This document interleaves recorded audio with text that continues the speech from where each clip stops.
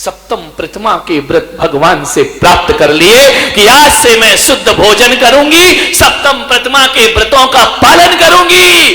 कठोर तपस्विनी हो गई। घर में रहकर एक टाइम भोजन, गर्म पानी पीना, रात्रि में मौन रखना। 2 साड़ियों का जिन्होंने नियम ले लिया, 2 वस्त्र से ज्यादा मैं अपने जीवन में नहीं रखूंगी। घर में रह करके जिसने सन्यासिनी का जीवन जी लिया, चटाई पर सोना प्रारंभ कर दिया, घास पर सोना प्रारंभ कर दिया, अंतराय पालने लगी और अपना भोजन खुद बनाती। किसी बहू से कह दिया, तीनों बहुओं से, कि मैं भोजन बनाऊंगी, पहले तुम खाओगी और तुम्हारे बाद मैं भोजन ग्रहण करूंगी। 16 का भोजन बनने लगा, शुद्धि का भोजन बनने लगा। और जब तक हमने देखा है, वो जब तक ग्रस्त जीवन में रही, 3 में से किसी बहू ने उन्हें खाना नहीं परोसा होगा।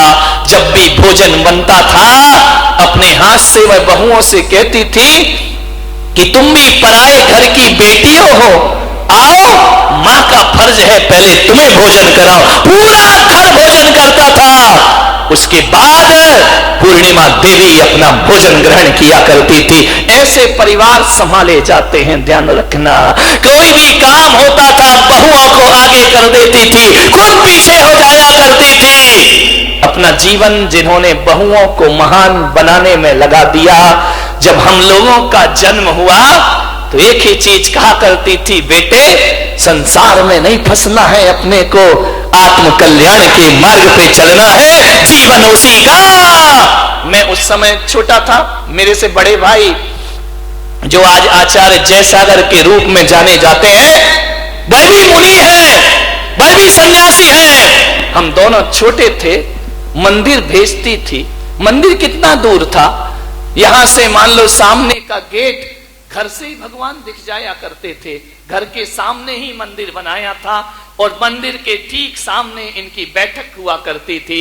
जब भी दृष्टि पड़ती थी, चंदा प्रभु भगवान पर उनकी दृष्टि पड़ती थी, कोई गलत काम मेरे से ना हो जाए। हमेशा ये सोचती थी कि धर्म विरुद्ध काम ना हो जाए मेरे से, मेरे भगवान मुझे दरवाजे से मुझे देख रहे हैं। अभूतपूर्व समता भाव था जिनके जीवन में। मान्यवर, मैं आज ये बातें इसलिए बता रहा हूं, ये मत सोचिए कि उनसे मेरा रिलेशन है इसलिए बता रहा हूं। ये बातें आपके जीवन में और घरों में प्रेरणा का काम करेंगी, घरों को बदलने का काम करेंगी कि कैसे कैसे लोग इस धरती पर हुए हैं। वह हम दोनों भाइयों को बुलाती, इधर आओ। वहां पर एक परंपरा है मध्य प्रदेश में, महिलाएं अभिषेक नहीं करती हैं, भगवान को नहीं छूती हैं, और मंदिर तो बना लिया, और यदि किसी ने अभिषेक नहीं किया तो फिर भोजन कैसे करेगी? बिना अभिषेक के खाती नहीं थी। हम दोनों भाइयों को, हम लोग छोटे छोटे थे, बोलती थी भगवान का अभिषेक करके दिखा दो। हम कहते थे हमसे नहीं होगा, अकल नहीं थी, बुद्धि नहीं थी, हम नहीं करेंगे भगवान का अभिषेक। कौन कुएं में पानी लेने जाएगा? पहले माली और पुजारी तो चलते नहीं थे, खुद ही पानी भरना था, खुद ही सामग्री ढोना था। आजकल तो रेडीमेड पुजारी मिल जाते हैं किराए के, पहले नहीं हुआ करता था। भगवान की पूजा, दान और धर्म ये दूसरों से नहीं कराए जाते, अपने हाथों से करना चाहिए, स्वयं के हाथों से करना चाहिए। उन्होंने कभी, और जाने से पहले 60 एकड़ जमीन मंदिर के नाम लिख करके गई। यदि खानदान में बुरे दिन भी आ गए तो मैं मंदिर के नाम जमीन करती हूं, तो इसलिए करती हूं कि यदि तुम्हारे बुरे दिन आ गए, बुरे दिन तो बड़े बड़े सम्राटों के भी आते हैं, मैं लिखती हूं कि जो इस मंदिर की पूजा अपने हाथों से करेगा, ये 60 एकड़ जमीन हमेशा उसके नाम रहेगी। कोई इसे बेच नहीं सकता, कोई इसे खरीद नहीं सकता है। ऐसी वसीयत लिखी, कलेक्टर को उसमें सदस्य बना दिया। जो भी कलेक्टर आने वाले समय में होंगे, सब इस ट्रस्ट के ट्रस्टी कहलाएंगे, और कलेक्टर के जाते ही पहला कलेक्टर हट जाएगा, दूसरा कलेक्टर इसलिए रखा कि हमारी औलाद इसे बेच ना सके। ध्यान रखिए, आज भी 60 गांव जमीन, 60 एकड़ जमीन उस मंदिर के नाम करके गई हैं। 120 अमरूद के बगीचे, 120 पेड़, 80 पेड़ आम के, आज भी वो मंदिर किसी समाज का मोहताज नहीं है। ध्यान रखिए। अरे तुम तो अपनी औलाद को विरासत देकर जाते हो, ये वो हैं जिन्होंने औलाद को कुछ नहीं दिया, बल्कि जिनालय और जिन मंदिर के लिए अपनी वसीयत लेकर के चली गई। ये सदियों रहना चाहिए। ये मंदिर मेरा प्राण है, मंदिर मेरा जीवन है, लिख गई वो वसीयत। संयोग तो देखो, मेरे हाथ में 40 पैसे रखे, आज भी उन पैसों का वजन मुझे महसूस होता है। मेरे भाई, मैंने कहा तू 1 रुपया देती थी, आज जाते समय 40 पैसे क्यों दे रही है? बोले मेरे पास 40 ही पैसे हैं, इससे ज्यादा नहीं है। बेटा ये 40 पैसे रख। मैंने कहा 60 पैसे का क्या होगा? बोले अब आशीर्वाद देकर जा रही हूं, 40 पैसे मेरी विरासत है, 60 पैसे तुझे कमा के दिखाना है। और अपने कमा करके एक बात ध्यान रखना, कमाने का अर्थ ये नहीं कि तू नोट कमाएगा, कि 60 पैसे का मतलब इतना ही है कि 60 पैसे जो तुझे बाकी रह गए हैं, ध्यान रखना, धन दौलत मत कमाना बेटा, संन्यास लेना, दीक्षा लेना और जीवन का कल्याण करना। अंतिम सीख ले गई। मैं 10 साल का बच्चा, मैं क्या जानूं संन्यास क्या होता है। बस 40 पैसे देके विदा हो गई। और जैसे ही दुर्ग में पहुंची, वहां देख करके हतप्रभ रह गई। आचार्य संग मौजूद।